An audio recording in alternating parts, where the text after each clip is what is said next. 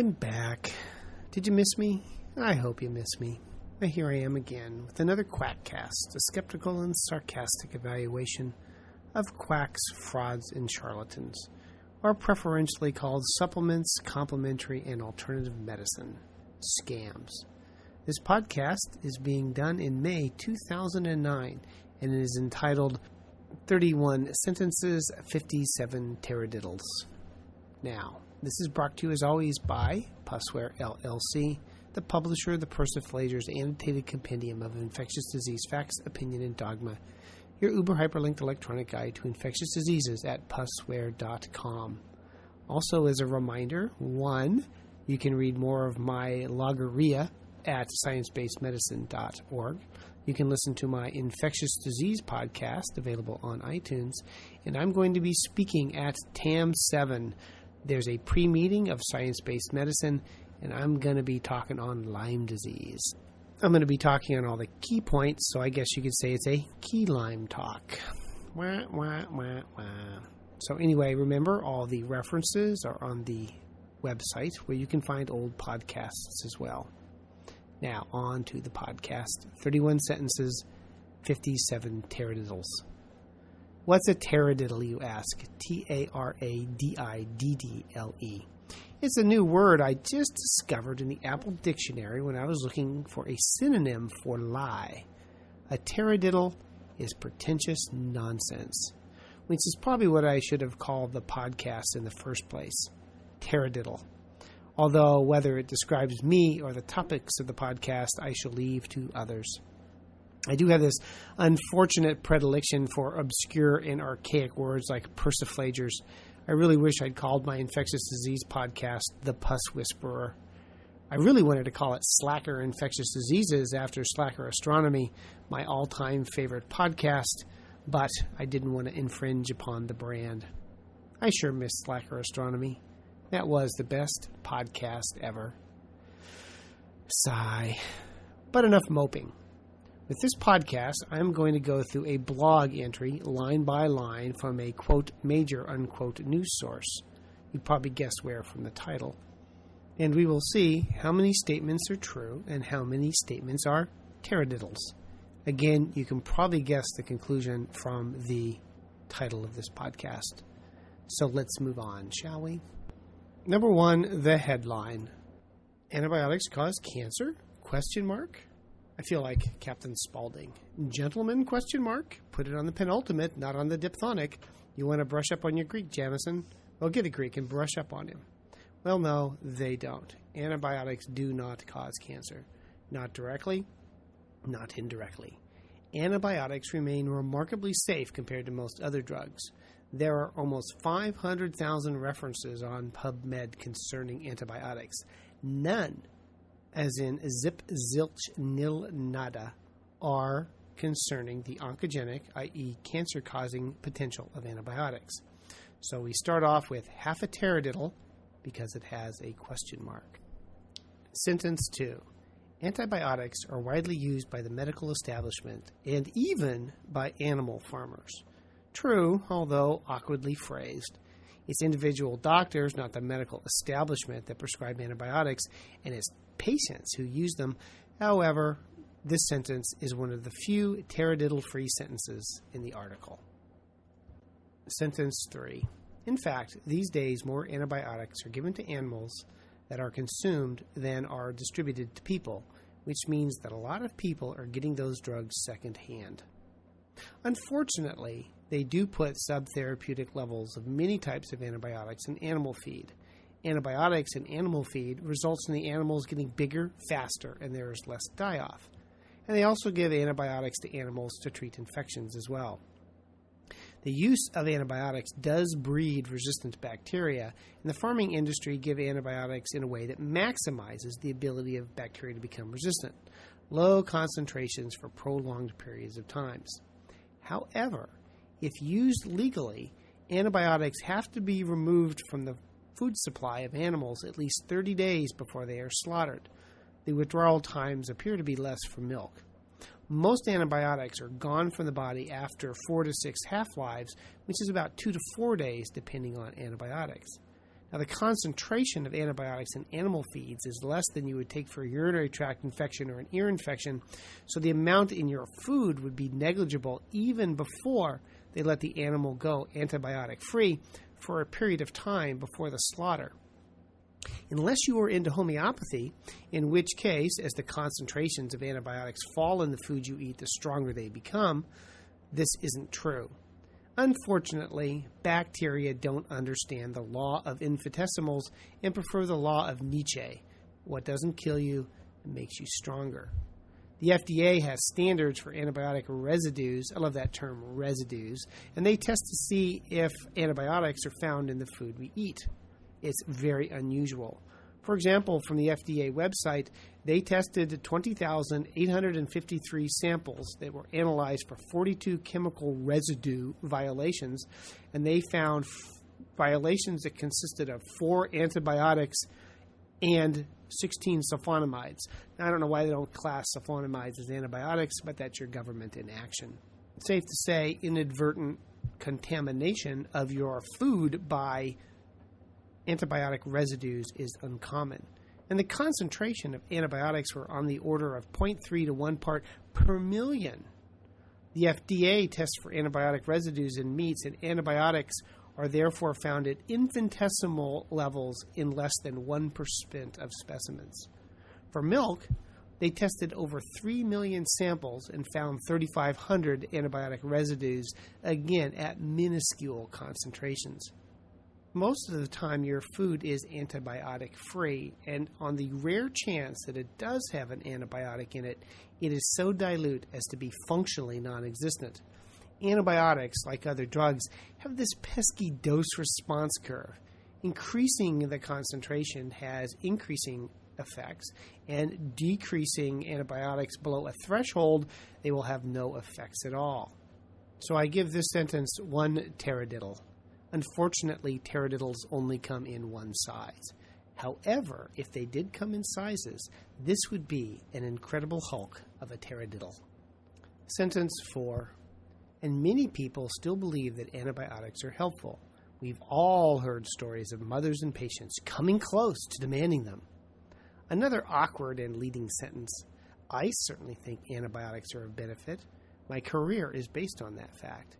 It also kind of implies there are people who think antibiotics have no benefit, or perhaps are even harmful.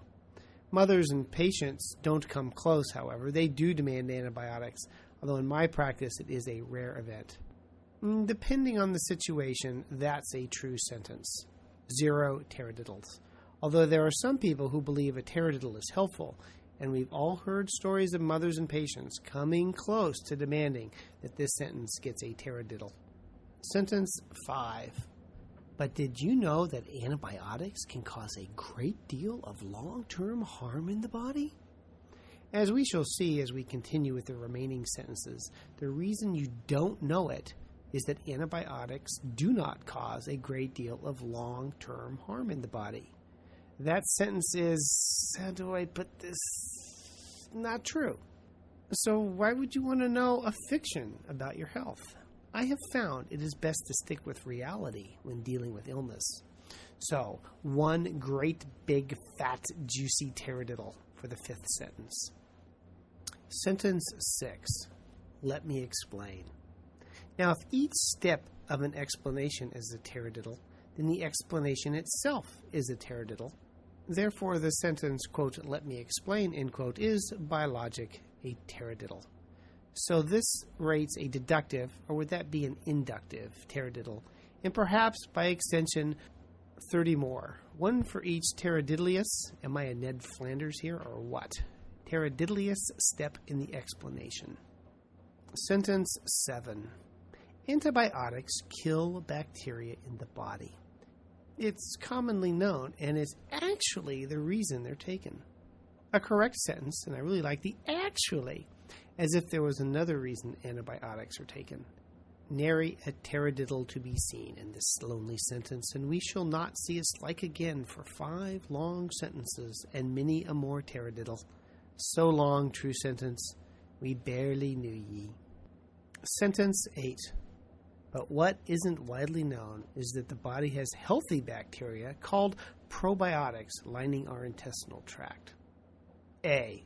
The bacteria that line our GI tract are not probiotics. Probiotics are bacteria that one consumes in pills or other forms, such as yogurt, to replace normal flora. The bacteria of the GI gut are not probiotics unless you're eating somebody's stool straight up. And B, the organisms in probiotics are different strains than those that are found in the normal GI tract, as I talked about at length in the probiotic podcast. Also, the adjective healthy to describe these bacteria is odd. It implies that the bacteria in your colon are not ill. I think the author may have meant non-pathogenic, but precision of language can't be everybody's strong point. Maybe not. I assume too much, perhaps, given this whole post has so little precision of language. But for the complete misrepresentation of probiotics, 2 taradiddles. Sentence 9. We're not even halfway through. These healthy bacteria, which should be in abundance in our guts, dine on unhealthy bacteria and yeast in our bodies, serving to keep these problems in check for us. Normal bacteria neither dine on unhealthy, and here I suppose the author is using unhealthy as a synonym for pathogenic, bad use of language. Precision of thought manifests itself as precision of speech and writing. Half a taradiddle for that. But normal bacteria dine neither on unhealthy bacteria or yeast. They do serve to keep a few pathogens at bay, primarily the causes of bacterial gastroenteritis, by mass action. Normal fecal flora crowd out potential pathogens. There is simply no space for the pathogenic organisms to live. But just on size alone, for a lactobacillus or an E. coli to dine on a yeast would be like me trying to consume Shaquille O'Neal in one bite.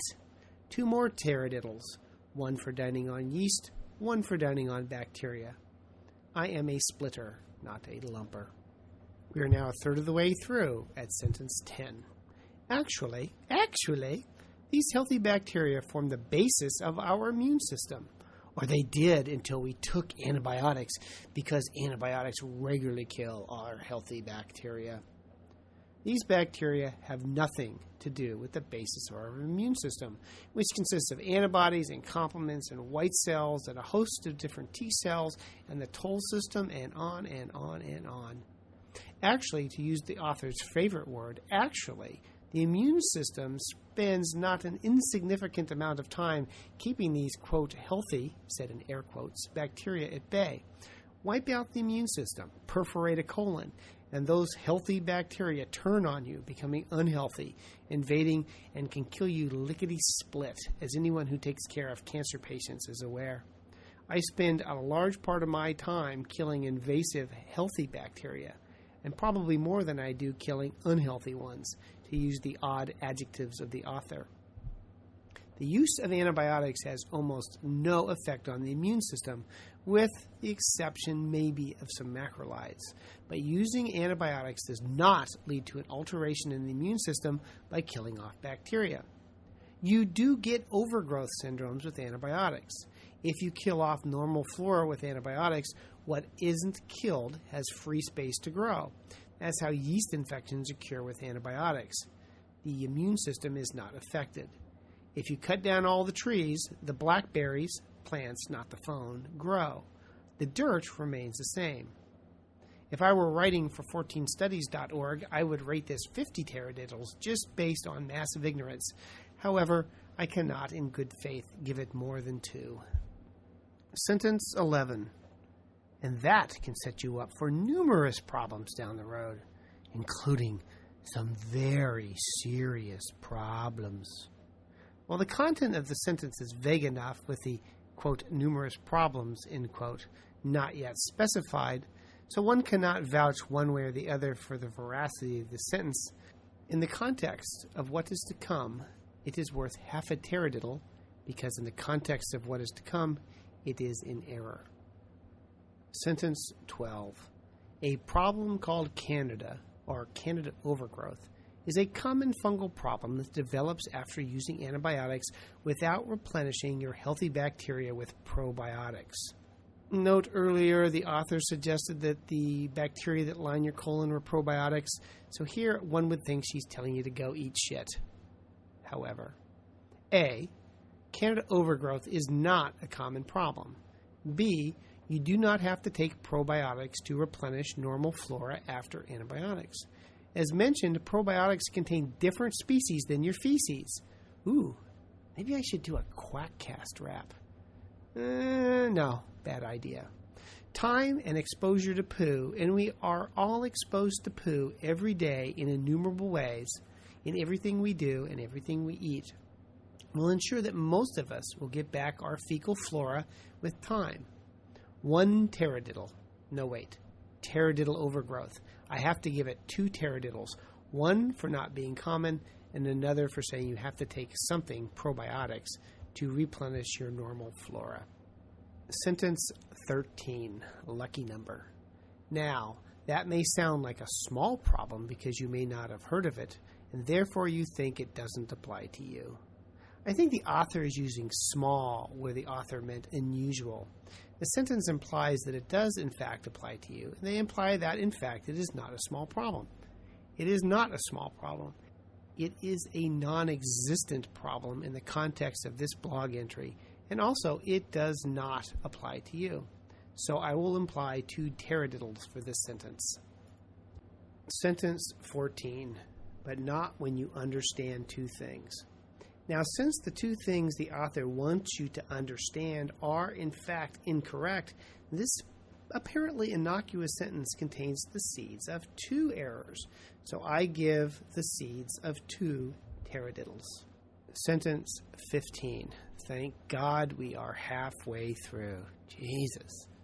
First, an estimated 90% of the population has a problem with Candida overgrowth, although most don't know it. Candida overgrowth affects a small percentage of the population, mostly cancer patients and AIDS patients, as well as the occasional case of Candida vaginitis. 90% of the population does not have a problem with Candida. And where does this estimation come from? There's no reference. The author apparently pulls it out of thin air, or is perhaps one of the 3 out of 2 people who do not understand statistics. 1.5 taradiddles. Sentence 16.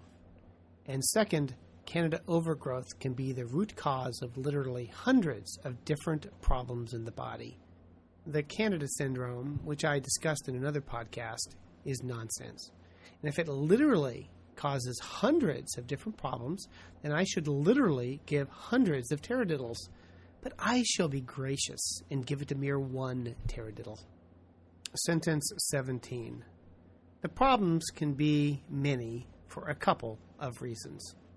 Like sentence 14, since the couple of things the author wants you to understand are, in fact, incorrect, this apparently innocuous sentence also contains the seeds of 2 errors, so 2 taradiddles. At the 18-minute mark, we are at sentence 18. That cannot be a coincidence. 1. Candida overgrowth is a fungus that can grow and nest in any number of areas in the body, and it will generally cause problems wherever it is. No, again, Candida species are part of your normal flora, and you will always find it in small numbers everywhere.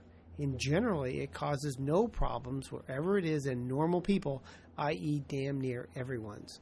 Birds' nests, bees' nest, educated fleas do not, and neither does Candida. Give it another taradiddle. Sentence 19. And 2, Candida is a living, breathing organism that, similar to how humans release carbon dioxide as a byproduct of respiration, releases about 80 different chemicals as a byproduct of its existence. Well, technically, since Candida doesn't have lungs, Candida doesn't breathe. It does have aerobic and anaerobic metabolism, and it does use oxygen in its metabolism, and like normal bacteria, does make chemicals it releases into the environment. No different than all living things. Everything makes potentially toxic chemicals that it releases into the environment. You want toxic chemicals as a byproduct of metabolism? Try sitting next to my youngest son at his most flatulent. The problem is that everything Canada makes are at concentrations so tiny that they will never hurt you. I suppose I should give it more than 80 different taradiddles, one for each chemical, but I will give it one toxic taradiddle. We are now 2/3 of the way through at sentence 20. I'm sure your pain and discomfiture is increasing with each sentence, and this could probably be used for enhanced interrogation techniques if we were a less moral society. But on to sentence 20. All of those chemicals are toxic, and one of them is chemically similar to formaldehyde. Ba, ba, ba, ba. I suppose all of them are toxic if ingested at high enough concentrations, like, say, water. Oh, my God. Canada makes dihydrogen oxide, which is toxic. Now, formaldehyde, which everybody makes as a result of biochemistry, is present at levels about 1 to 2 parts per million in everybody. All living things make a little formaldehyde. Canada can't make enough formaldehyde or any other, quote, toxin, unquote, to hurt anybody because it can't make those concentrations without killing itself. But note they don't say formaldehyde. They say chemically similar to formaldehyde. I wonder what that might be. Now, some of the Canada Syndrome websites get all wiggins about acetaldehyde production of Canada. Formaldehyde is CH2O. Acetaldehyde is CH3CHO, and is close to formaldehyde. Now, what is acetaldehyde? Well, it, quote, occurs naturally in ripe fruit, coffee, and fresh bread, and is produced by plants as part of their normal metabolism. It is popularly known as the chemical that causes hangovers, unquote. You know, your liver turns alcohol into acetaldehyde, which makes you feel sick and gives you a headache. It takes a lot of acetaldehyde to kill you. The LD50, the amount it takes to kill 50 rats, is 661 milligrams per kilogram of rat. Now, my personal favorite yeast toxin is ethanol, specifically beer. I wonder if the author drinks beer, especially a good Hefeweizen that still has the yeast in it. Probably not. No taradiddles for obscurity, just one taradiddle for saying everything Canada makes is toxic. Sentence 21, the sentence that's old enough to vote. And every time you eat sugar or refined carbohydrates, you're feeding the overgrowth its favorite foods and giving it the fuel it needs to keep growing. Evil sugar, evil refined carbs. You know, everything you eat feeds the yeast and the rest of the bacteria in your body. That's true, but it's trivially true. There is zero data to suggest that eating sugar or refined carbs leads to increased yeast growth and then an increase in toxins. But again, it sounds so ominous. But I can't help but give it a Twinkie-covered taradiddle. Sentence 22. The symptoms of Candida overgrowth can vary widely from person to person, but all give you a short list. There is no Candida overgrowth symptom, and it causes no symptoms, so this list should be shorter than the one taradiddle it deserves. It should consist of no entries. One taradiddle. Nope, wrong. Sentence 23. Dandruff, eczema, headaches, allergies, rashes, acne, aches, pains, PMS, brain fog, sore muscles, fibromyalgia, anger, depression, and many, many more can all be symptoms of this overgrowth. Now, I thought these were the symptoms of chronic Lyme's disease. Nope. More's the pity. Candida causes none of the above. Puberty, however, will. 14 taradiddles, one for each symptom listed, as well as many, many more taradiddles for the many, many more, quote. Sentence 24. Remember, that's the short list. A short list, but not short enough, and a list of nonsense, so yet another taradiddle. Sentence 25. You still with me? You awake? Come on, wake up. You got things to pay attention to here. And depending on your diet, you may not see any symptoms until years after you've killed off all your healthy bacteria. Not true. Taking antibiotics today leads to zero long-term symptoms from killing off your bacteria because your bacteria bounce back right away no matter what you eat. I'm really starting to wonder if the author is just making this stuff up. The statement makes blaming antibiotics for disease unfalsifiable.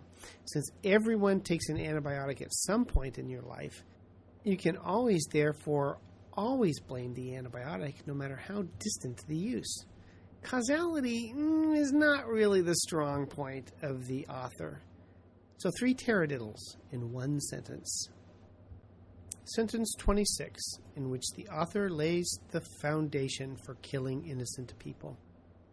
It's also fascinating that an oncologist in Rome, Dr. Tullio Simoncini, says that cancer is a fungus and actually an advanced form of Candida overgrowth. Now, right now, I am reading Neil Gaiman's Neverwhere. It is a great book. I would go so far as to call it fascinating, but it's fiction, just like the work of Simoncini. Cancer is not a fungus, and it is not advanced Candida overgrowth. Simoncini treats his patients with sodium bicarbonate injections, which can and has killed patients, and then, as a side effect, killed the cancer. If you kill the patient, the cancer is no longer viable. He is a loon. I shall quote from a website here. When Marjolaine Baumann was first diagnosed with ovarian cancer, she was advised to take conventional therapy. Instead, she decided to contact Tullio Simoncini in Rome, where she was given a number of injections with sodium bicarbonate by him. The other part of the treatment consisted of infusions of sodium bicarbonate, which Marjolaine administered herself in her own home in the Netherlands. Soon after, Simoncini declared that Marjolaine was completely cured, ecstatically happy. Those words just make me want to cry. Ecstatically happy. Anyway, Marjolaine became a staunch advocate of Simoncini's sodium bicarbonate therapy. However, undeniable proof of her miracle cure was never delivered in spite of repeated promises. A few months ago, Marjolaine stated that Simoncini had deceived her and that she had not been cured at all. At that time, her cancer had already metastasized so extensively that she had less than 40% chance of recovery. She also said that Simoncini's useless therapy had caused her to lose valuable time, which might well have been fatal. She died recently. Marjolaine was only 25 years old and the mother of a little boy. End quote.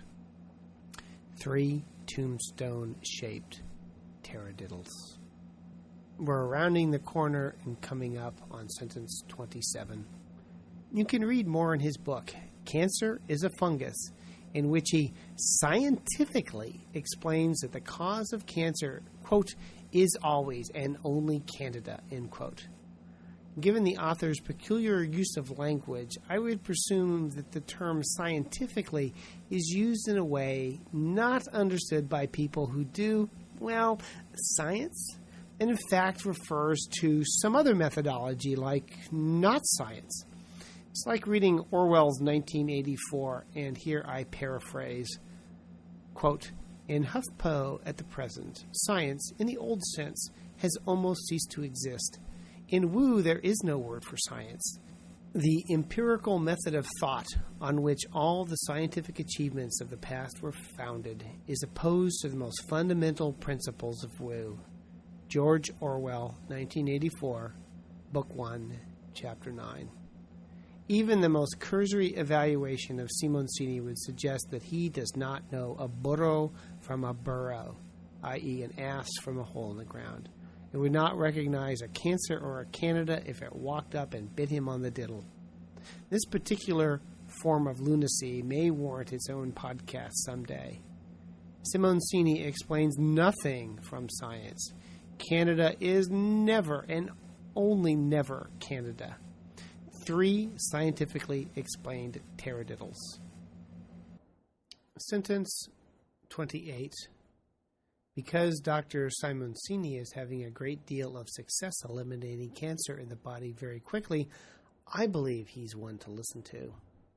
I shall repeat from the quote above. Quote, however, undeniable proof of her miracle cure was never delivered in spite of repeated promises. End quote. Not by her, not by anybody, not ever. Dead men tell no tales. A long, mournful wail of despair for the needlessly killed taradiddle. Sentence 29. In any case, if you take antibiotics, it's incredibly important to replenish your healthy bacteria liberally afterwards, while keeping sugar and refined carbohydrates to a bare minimum until these bacteria are replaced. Again, probiotics and foods do not contain normal fecal flora, not even close. There are 1,000 strains of bacteria in your gut, most of which cannot be grown, and most of which you do not want in your food. And there is no data that your diet will alter fecal flora or decrease candida after a course of antibiotics to alter the development of cancer. This is nonsense.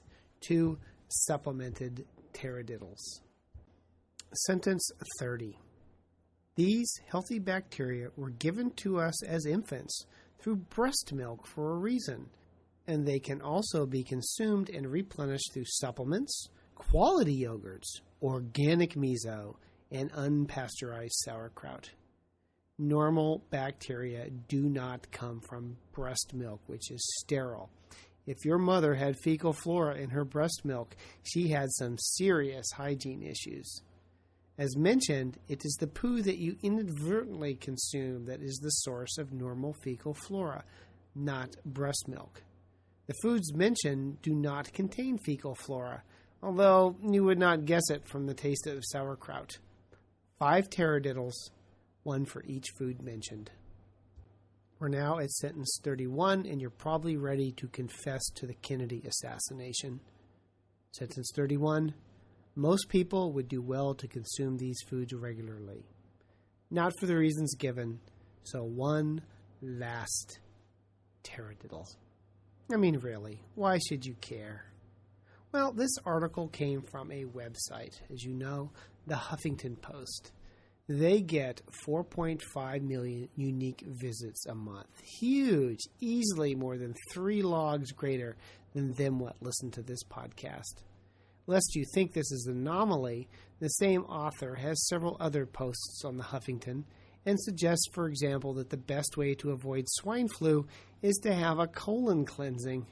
If you have a respiratory virus in your colon, you have a lot more to worry about than will be fixed by a colon cleansing. Now, the Huffington Post is not a bastion of responsible medical reporting. That has been well described by Doctors Novella and Gorski on the Science-Based Medicine blog. But you see, I have this problem. There are 2 things that I know a lot about: infectious disease and quackery. And I read my local newspaper, and they usually get both of them wrong when they write about either infections or scams. And yet, I am supposed to trust what they say on issues of equal importance like war or the economy. To pull the Uncle Ben card, with great power comes great responsibility. The kinds of entries, as we've gone through above, are dangerous, and that they are literally issues of life and death, as Marjolaine Baumann sadly demonstrates. Someone may take this raving nonsense as true, since it comes from a, quote, reputable source, unquote, and decide to have their cancer treated by Dr. Simoncini. They will die of their cancer. You just can't have Paris Hilton as your medical editor unless you really don't give a rat's ass if people live or die by what you print. And people do believe what you print. Major media is believed by the people who read it. I wonder if someone submitted a post to the Huffpo that suggests an alternative explanation of gravity that rendered elevators worthless. If you want to get from the 3rd floor to the ground, just jump out a window. Use the alternative. That's what this post represents. You jump out the window of woo only to splat on the cement of science. Oh, God, can I come up with a metaphor? Denny McCarthy has her body count page. I wonder if it's time to add one for the Huffington Post. And so that's the end of this podcast. The Quackcast. Brought to you as a side project of Pussware.com, where you will find the Persiflager's Pusscast, a bi-weekly review of infectious diseases with free Type 1 CME. Remember, you can also read me on the Science-Based Medicine blog and my infectious disease blog, Rubor, Dolor, Calor, Tumor. The world needs more Mark Crislip. And with that in mind, come say hi to me at the Science-Based Medicine Conference that precedes TAM7 in Las Vegas. I prefer ESBs and IPAs, as well as really cold appletinis. You're buying because you've been too cheap to donate to the overhead of this podcast. Anyway, it's copyright 2009, Creative Commons. References are available on the show notes and can be found at quackcast.com. Send your hate mail and spam to knowitall@quackcast.com. I don't think I'll ever answer another email again. If I answer emails, I don't have time to do other things, and I am a slow writer. The music is by my son when he was 12, improvising on the guitar. He's now 16 and a wicked good guitar player, and he's going to state in golf. Go Aardvarks. Yeah, it says high school team's mascot, the Aardvarks. We have so many lame mascots here in the Great Pacific Northwest, but I start to ramble. Talk to you guys later. Bye.